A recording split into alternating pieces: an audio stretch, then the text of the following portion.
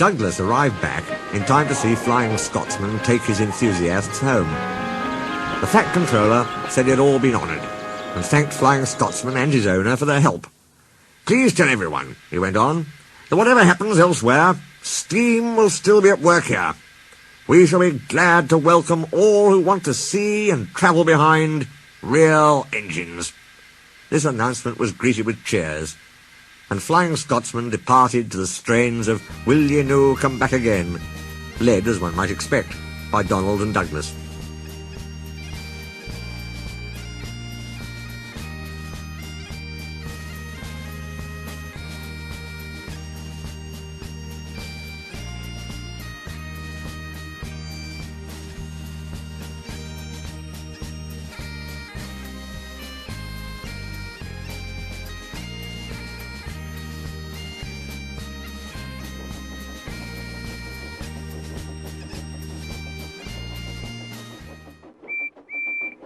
At last Douglas could tell his news. They were all excited about it, and agreed that something must be done for Oliver. "I'm feared," said Donald, "some murdering diesel may creep in, and him there alone, lacking steam even to whistle for help." "You're right," said James. "He won't be safe till the Fat Controller knows." "Douglas should tell him at once," said Gordon firmly. "Is it me speak to the Fat Controller? It's forwarded, think me, and maybe interfering." "Well, here he is," said a cheerful voice. "Now, what's all this about?"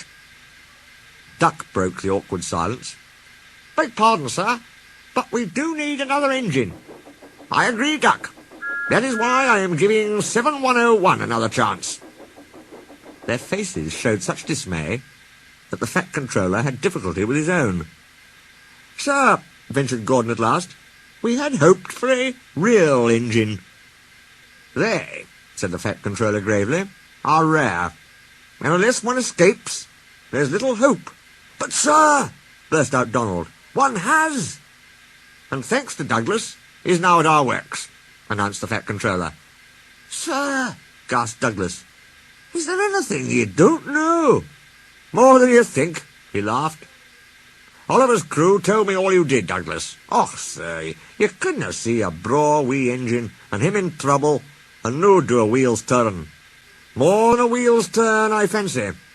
Douglas, I'm pleased with you. Oliver, Isabel, and Toad will soon be ours. Oliver and Isabel are just what we need for Duck's branch line." Loud cheers greeted this announcement. "And Toad wants to be your brake van, Douglas." "Thank you, sir. I'd hoped for that. He and I'll do brawly together." That, of course, made everything right. Henry spoke a good word for 7101, and the others gave him a welcome. He had good manners for a start, so Henry didn't find it hard to teach him our ways. 7101 finds them different from those of the other railway, but much more interesting. He is now quite a useful engine.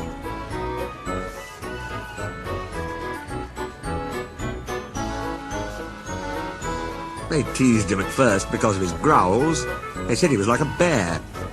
He still growls, not because he's cross, but because he can't help it. His name, Bear, has stuck.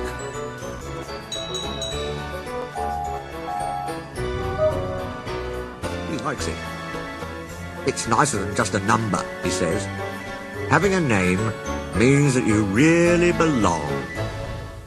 The Fat Controller soon had Oliver, Isabel, and Toad mended and painted in full Great Western colours. Then he rescued 3 more Western auto coaches. 2, Alice and Mirabelle, he gave to Duck. The 3rd, Dulcie, joined Oliver and Isabel.